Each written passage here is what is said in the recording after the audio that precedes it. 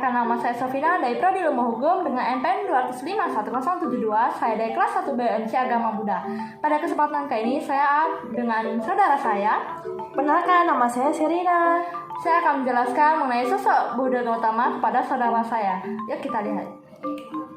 Oke Sherina, sebelumnya saya akan menjelaskan mengenai riwayat Buddha Gautama sebelum ia mencapai penerangan sempurna. Dulu saat dia baru keluar dari istana, ia bertemu dengan 4 hal. Orang tua, orang sakit, orang mati, dan bertapa. Dan saat itu ia merasa bahwa ia harus merubah dunia ini.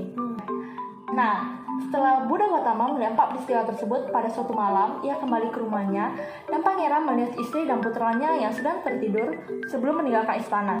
Pangeran membangunkan kusirnya Channa untuk mempersiapkan kuda Kantaka. Saat itu muncullah suatu insiden, yaitu Mara membujuk sang pangeran untuk membatalkan niatnya. Mara berjanji dalam waktu 7 hari sang pangeran akan menjadi raja, tetapi sang pangeran tidak mau memperdulikannya. Kemudian pangeran meninggalkan istana untuk mencari obat membebaskan diri dari tua, sakit, dan mati. Kemudian dalam perjalanannya Buddha Gautama, pangeran memotong rambutnya di tepi sungai Anoma dan diterima oleh Dewa Saka. Bodhisatta kemudian berjalan melalui kota Rajagaha, di mana Raja Bimbisara meminta sang Bodhisatta untuk kembali bila telah mencapai penerangan sempurna. Kemudian Pangeran Siddhartha berguru kepada Pertapa Alakalama tetapi tidak memuaskan, makanya Bodhisatta meneruskan perjalanannya. Bodhisatta tiba di Uruvela, Senanigama, dan memutuskan untuk mencari penerangan sempurna. Dan mulailah pertapaan yang cukup keras. Dalam usaha pencapaiannya, Bodhisatta Gautama berpikir bahwa dengan tidak makan dan tidak minum merupakan salah satu jalan untuk mencapai penerangan sempurna.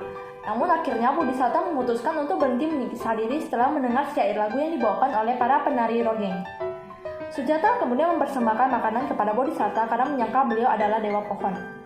Bodhisatta melanjutkan mangkoknya di sungai Nerajana dengan tujuan apabila mangkoknya mengalir sebaliknya dari arah arus air sungai tersebut, maka dia betul adalah Buddha.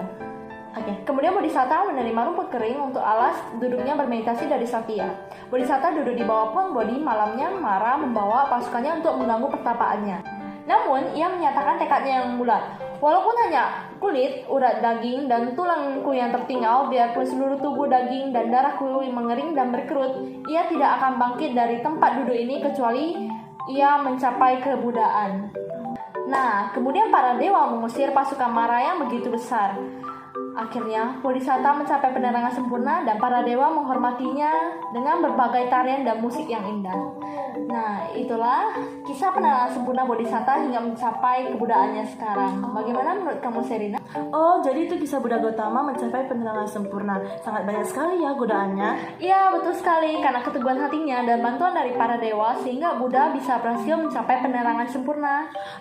Oh, jadi kalau misalnya kita realisasikan dalam kehidupan kita sekarang, maka kita harus mampu menghindari godaan. Misalnya ada satu pilihan kita ibadah dan satunya lagi untuk pergi jalan, maka kita harus menghindari godaan dengan meneguhkan hati untuk tetap ibadah dan menolak ajakan lainnya. Iya, betul sekali. Jadi dari cerita ini, saya udah mampu ya mengangkat pesan moral yang sangat penting dalam kehidupan kita. Iya, betul. Terima kasih sekali sudah berbagi kisah mengenai kehidupan Buddha Gautama yang dapat mengubah mindset kehidupan saya. Sama-sama, Sherina. Nah, sampai di sini dulu ya. Semoga kisah ini juga bermanfaat untuk kalian semua yang menonton. Sekian dari saya, Sofina. Saya Sherina. Sekian dan sampai jumpa.